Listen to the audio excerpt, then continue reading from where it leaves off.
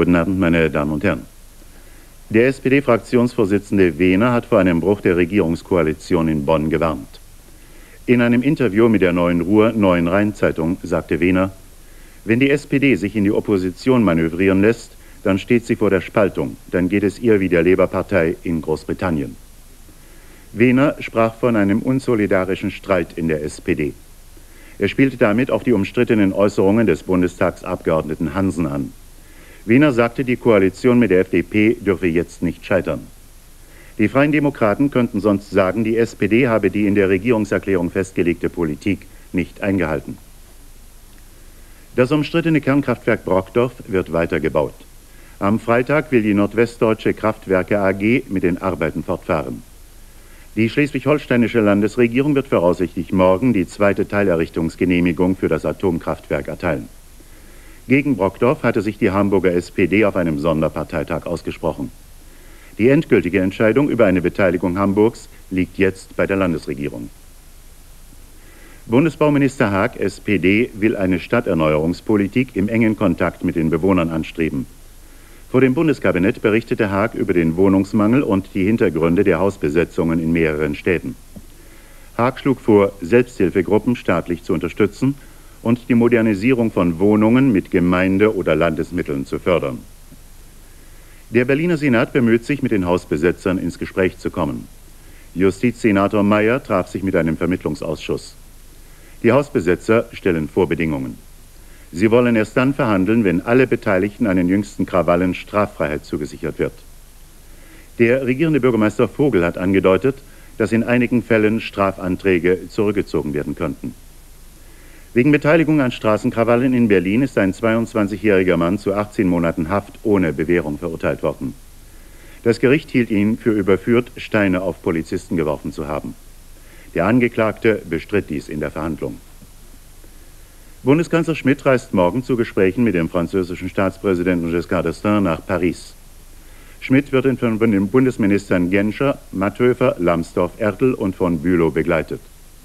Wichtigste Themen der deutsch-französischen Konsultationen sind die Außenpolitik der neuen amerikanischen Regierung und Wirtschaftsfragen.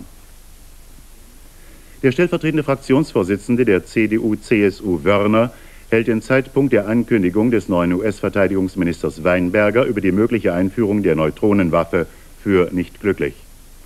Wörner erklärte gegenüber dem ZDF in Washington: Für die Europäer gehe es vor allem darum, den Nachrüstungsbeschluss der NATO vom Dezember 1979 zu verwirklichen. In seinen Gesprächen in den USA sei deutlich geworden, dass die neue Regierung über die Neutronenwaffe noch nicht entschieden habe. Die Amerikaner seien bereit, mit den europäischen Verbündeten über die Entwicklung und Stationierung zu beraten. In der südpolnischen Stadt Bielec-Biała wollen die Arbeiter ihren Streik verschärfen, nachdem dort Gespräche mit der Regierung gescheitert sind. Gewerkschaftsführer Walesa hat zu Solidaritätsstreiks mit den Arbeitern von Bielec-Biała aufgerufen, falls die Regierung dort gegen sie vorgehen sollte. Er warnte jedoch davor, neue Forderungen zu erheben.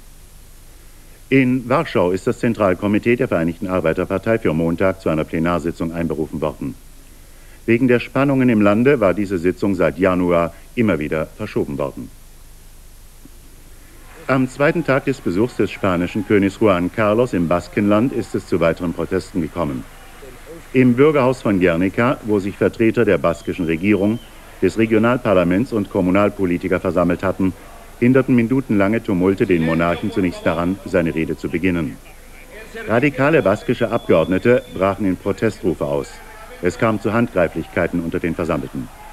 Vertreter der baskischen Regierung und die meisten Abgeordneten dagegen feierten Juan Carlos mit anhaltendem Applaus. Der frühere Finanzdisponent der Großhandelskette Metro, Günter Schotenatschew, ist auf dem Flughafen Köln-Wahn festgenommen worden. Er kam aus Paraguay, wo er mit seiner Millionenbeute gefasst worden war. Insgesamt hatte er 36 Millionen Mark auf die Seite gebracht. Privatdetektive spürten ihn in Paraguay auf. Diese Beauftragten der Metro überredeten ihn zur Rückkehr in die Bundesrepublik. Und hier die Wetteraussichten bis morgen Abend. Südlich der Donau bedeckt, anfangs noch Regen, später allgemein Schnee. Im übrigen Deutschland wechselnd bewölkt mit einzelnen Schneeschauern, an der Küste auch kurze Gewitter. Höchsttemperaturen zwischen 0 und plus 5 Grad Celsius. Tiefstwerte heute Nacht +1 bis -3 Grad. Die weiteren Aussichten unbeständig und etwas milder. Damit, meine Damen und Herren, ist das Programm des ZDF beendet. Ich wünsche Ihnen eine gute Nacht.